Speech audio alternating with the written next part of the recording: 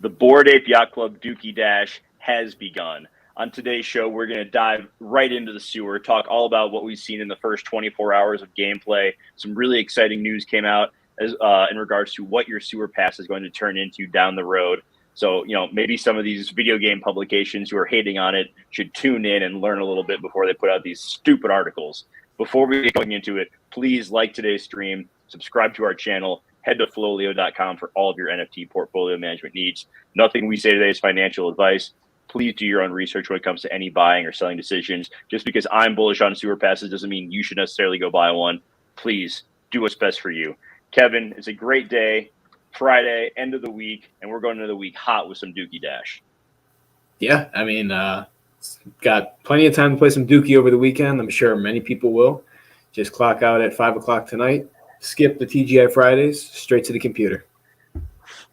Maybe swing by Applebee's, get some carry out on your way home, load up on some Hot Pockets, Bagel Bites, Mountain Dew, Sour Patch Kids, and just have a good old-fashioned gaming weekend. I need the Code Red Mountain Dew if you want me to survive this weekend. It's the only one that matters. That's okay. Okay, that's pretty big.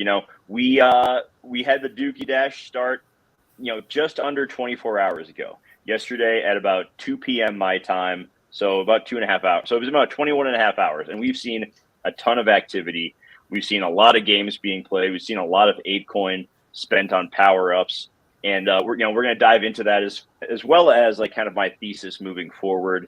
And this is a little bit speculation, a lot of it, some really cool alpha that BAYC dropped last night. So as of right now, we have seen about 13.6 thousand ETH has been dropped on Dookey Dash passes on the sewer pass.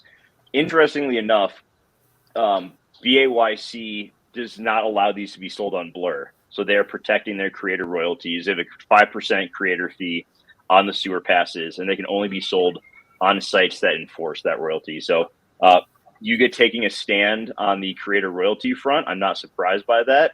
They put a lot of time and money into developing this game. I know people are calling it just a Temple Run derivative. It's a little bit more than that. And there's some pretty cool parts of it from an anti-cheating standpoint as well.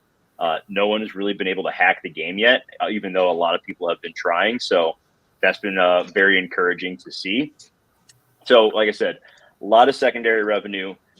You can, in the game, spend 2 ApeCoin for a booster pack. We have seen, let me refresh it real quick,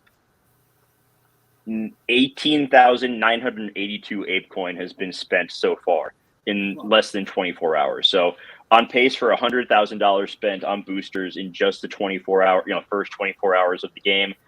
That's pretty wild. I have to imagine that there are gaming companies out there who are watching this. Like, we already know that the incoming CEO works for Activision Blizzard. We know that the head of gaming for Yuga right now, Spencer Tucker, has many years of experience in the gaming industry. So people, gaming executives are watching this. Like, they're seeing what Yuga has done, and they're seeing the possibility for a game like this. And we've talked about, Web3 and blockchain gaming in the past, but I think that Yuga has really taken it to that next level. The ability to link your game to your wallet, have your asset in your wallet, and very seamlessly and easily connected to the site is pretty cool. And there'll be a point where once the scores are locked, you're going to be able, if you have a pass that has a really great score that's going to get you a cool reward, you're going to be able to sell that. So you can keep that, you can keep on with the game, or if you want to take some profit and you've done a really good job on it, you're going to be able to do that as well. Yeah. I mean, it's pretty interesting. Like, again, I forgot that the fact that Yuga's, is it Yuga's CEO or is it BAYC's, the guy from Activision Blizzard? Well, Yuga. Yuga. He's going to, Yuga, he's coming in, I believe, the beginning of Q2. He's finishing out Q1 with Activision before he moves over to Yuga full time. Daniel Allegre, I hope I'm pronouncing that last name correctly, but he's the incoming CEO. And I think he's going to be primarily focused on other side. I could be wrong there, but it seems like Spencer is doing a lot of the work with the these mini games, and that I think they're going to be kind of siloed off. Like, they're kind of establishing that BAYC, while is a huge part of Yuga.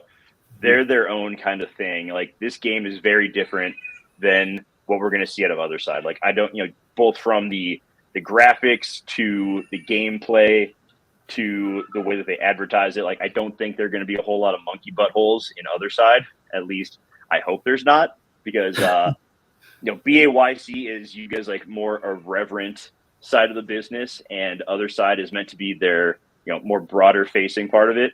So I hope that they continue to maintain that separation. But yeah, it's the game is off to a very good start. A lot of people are excited, and a big part of that excitement comes from the fact that right after the game dropped yesterday, or right before, actually, it was like half an hour before the game launched, and this led to a lot of excitement, was a picture. If you go back, I did a video talking about like the different parts leading up to this, and there's mention of Gary the dog prophet. Well, our good buddy Gary there drew this picture, and you can go to the BAYC Twitter account, look it up. I will drop the link to it in the chat here, so you can reference that if you want to see a bigger picture. But what we have right here is the different evolutions, and I had talked about previously that they were going to, the sewer pass was not just a one-time thing. It's not like Dookey Dash and then it's done. You're never using it again. It's going to evolve. Okay, so if we see here on the bottom left, you got this our monkey friend Curtis here, and it kind of has a zoomed in robot. Down by Curtis's feet, you can see it says Evo 1. So that's the first evolution of it. So the belief now is that at the end of the 3-week Dookey Dash, February 8th, the game will close. They're going to take a week to verify all the scores, make sure there's no cheating. Then on February 15th, at some point, your pass, based on the score you got, the fragments you collected, is going to turn into some kind of version of this Evolution 1. We don't have a timeline yet, but a little while after that, the next set of mini games is going to start. And it says on the document that Evolution 2 is going to happen as a result of this. Right down here above our bigger guy says Evolution 2. Eventually, there's going to be a third or a second set of mini games, the final set, and that is when we get our big guy right here. This is going to be the final evolution of the mechs. It looks pretty damn cool from just this sketch. And also over here, we got our little dog friend. So we got a Bored Ape kennel dog in a mech suit as well. So we're going to have apes and dogs in the mech suits. I'm not sure how they're going to divvy that up. If it's going to be, you can choose, like if you have a kennel dog, you can choose between the kennel dog mech or the big mech. But this definitely got people very excited because it, a lot of people will wait until they get the news to make a move on something. I was very confident that this was something like this was happening. So I fortunately made that move a little bit sooner, and I'm happy I did. But it was cool to see, a little bit of a preview of what's to come, and it definitely got the market excited. Yeah, I mean, I remember when you told me this yesterday, I was looking at it. It's pretty interesting. Like, do you know what the use of mechs are going to be, or is this just kind of like speculation at this point? And, I know you've been talking about mechs for a while with BAYC. Yeah. So in March of last year, a company called Nway Games put out a teaser image, and it was Curtis the monkey, who is this guy on the bottom left here. He's like the main mascot for BAYC. It was him sitting in a room, and there's a giant mech next to him. And it stated that they were building a play-to-earn game for the Bored Ape Yacht Club. It is my belief that eventually this sewer pass will move through these levels of evolution 1, 2, 3, dog, and you're going to be able to use your mech in the play-to-earn game. Now, as of right now, the games are only available for BAYC holders. It is my hope, and I don't know this, I could be wrong here. It's my hope that the mech game will be for both BAYC holders and non-holders alike. I would prefer that more people can get in and play some of these games, especially if it's a really fun game. I don't want it to be, gated off. If the case that other people can play it who don't have apes, I'm assuming there's going to be some benefit to holding, one of the mechs, and that'll produce some demand as well. But I would really like a lot of different people to be able to play this game. I think it's going to be a lot of fun, based off of how fun Dookey Dash has been. So, I'll talk about that for a second. I was pleasantly surprised with how fun this game is. It's got a ridiculous name. There are, there's more than one butthole reference in the gameplay. I guess like in the starting and ending of it, as you're actually doing the Dookey Dash, there's no butthole references, thankfully. But it's fun. It's very, it's easy to play. It's hard to master. It's very addictive, and it's gotten people excited about, what other potential games Board Ape Yacht Club and you are going to be putting out in the future. Yeah, I mean, I saw some of the gameplay too, and I could definitely see why people are getting addicted to it. Again, you said it's kind of like a mobile game, and mobile games, those are just mindless. Time sucks. You'll be playing it for like 2 hours, but I mean, if you're invested in BAYC or you or any of these assets, like I could definitely see like why people are going to be investing the next few weeks, just trying to get the highest score possible. Again, with some of this news that we saw, like the mech suit or however that's going to play out based on whatever the high score is or how your score is with these sewer passes, it's going to be really interesting. I think I feel like they did they've been doing just tons of work over the past, I guess, couple of years or last year at least, to the point where it's like it's a connected universe to a point where you're going to benefit the more you are interacting with our ecosystem. Yeah, to the outside observer, it definitely, people are like, oh, they've just thrown this together. They just whip something up real quick. And that couldn't be further from the truth. Right. They put the roadmap out in September of 2021. Like they've been building toward this for a while. I've seen all sorts of, video game sites talking about how like, oh my God, people are paying, X amount of money just for this one game. That's so stupid. Please tell me that you didn't do your research at all without telling me you didn't do your research. Like there's a lot more to it than that. You can call that hopium. You can call that copium, whatever you want. I just know that I'm right because, I've been focused on BAYC for a long time. And I think this kind of goes to an overall, not financial advice, but in my opinion, this is why it kind of pays off to narrow your focus when it comes to your NFT collecting or really like, you're investing in crypto or stocks as well. It's like knowing the cycles of these NFT projects and these NFT businesses, when the hype is going to build up, what the hype could be, having that knowledge of what's coming down the pipeline and really paying attention can pay off. Like if I hadn't been paying attention, I wouldn't have bought sewer passes at 1.1 ETH when everyone else was selling, only to see them run up past 2 ETH last night. So it pays, if you're going to be in this market, too many people try to get in on every new project because it's a new shiny toy, as opposed to finding a couple, you can diversify without being overly diversified, right? Like you can find a few things that you believe in and that you can kind of become an expert in and mainly focus on that, which is tough when there's not a whole lot happening with that. And they're, behind the scenes taking care of business. But in times like this, when it gets exciting, that can really pay off in a big way. Absolutely. I think I couldn't have said it better myself. Yeah. So we have that. Like I said, the next part of the game is, we have this running until February 8th. They'll cut it off then. They have a timer on the site with how long is remaining, but it's not a cheap buy right now, the sewer pass, but I still think there's upside here as we see more and more of these things. Like if the next phase of it, if this Evolution 1 looks really cool, Evolution 2, I could see a lot of demand when we get to the final stage of Evolution with the big mechs, if the mini games have been going well and they put out more information about what these are going to do long term. Because I don't think they're going to get to the end of this and be like, all right, well, we're done with these. It's on to the next one. I think there's more to it than that. Yeah, given their track record too, they're playing the long game, so I wouldn't expect it to just be a one-off either. Yeah, and I think this also kind of leads into a point around dilution. There's been a lot of talk that some of these NFT businesses put out way too many NFTs, and while I can agree to that to some extent, I think we're also seeing Yuga put out the playbook for how to release more NFTs without diluting the main collections. They're at near the end of the first BAYC roadmap. A lot of people were talking about how like, oh, well, you got your mutant, you got your dog. There's really not much else value that you're going to get out of this. You should probably sell. And that was terrible advice because since then, ape holders have gotten ape coin, they've gotten other side land. They've gotten their sewer passes. And I'm not saying that you're going to get a new token drop every roadmap. That's not possible. You're not going to get new metaverse land every time. It's not possible.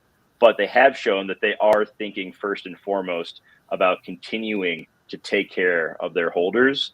And I believe that that's going to be the case for many years to come. And they will find different verticals and different ways to do that. So I'm not saying anyone should rush out and buy an ape or a mutant, because that's a huge investment. All I'm saying is that, they've shown firsthand that you can put there when you do quality stuff and the demand is out there, people will buy it. Oh yeah. I mean, you just even saying those 3 assets that they airdrop to people who are holders of those, like the original BAYC or Mutants, Kennel Dogs, like none of those are sleeper hits.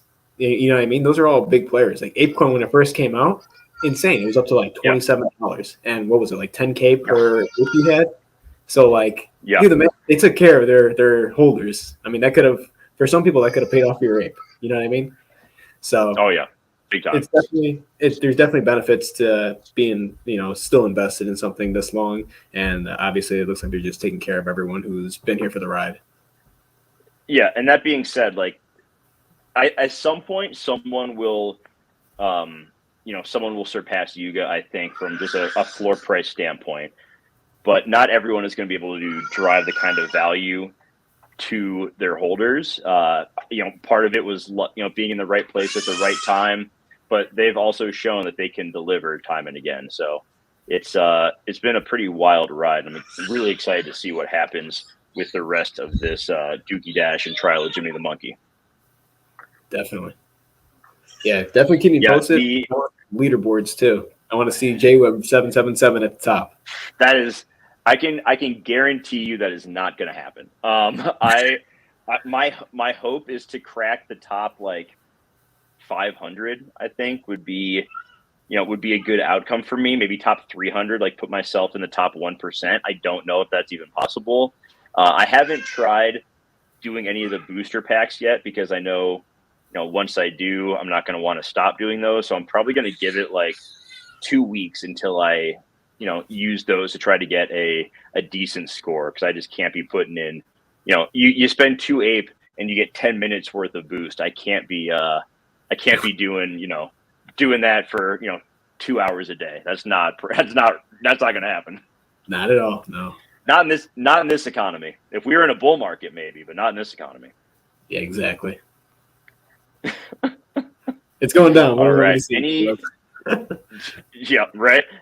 Anything else that we want to, any other questions or thoughts you have on Dookey Dash? There's not a ton else going on in the NFT market. This has been the main thing all week. Yeah, no, I mean, I feel like I've gotten some pretty good education here as someone who owns absolutely zero BAYC Yuga assets since I sold all my ApeCoin. But for the most part, this is so real quick. Let me touch on ApeCoin real quick. I think that they are inadvertently showing how important ApeCoin is, because they have, they're turning on these sinks. They're making more use cases for ApeCoin. We have a use for it from now until early February.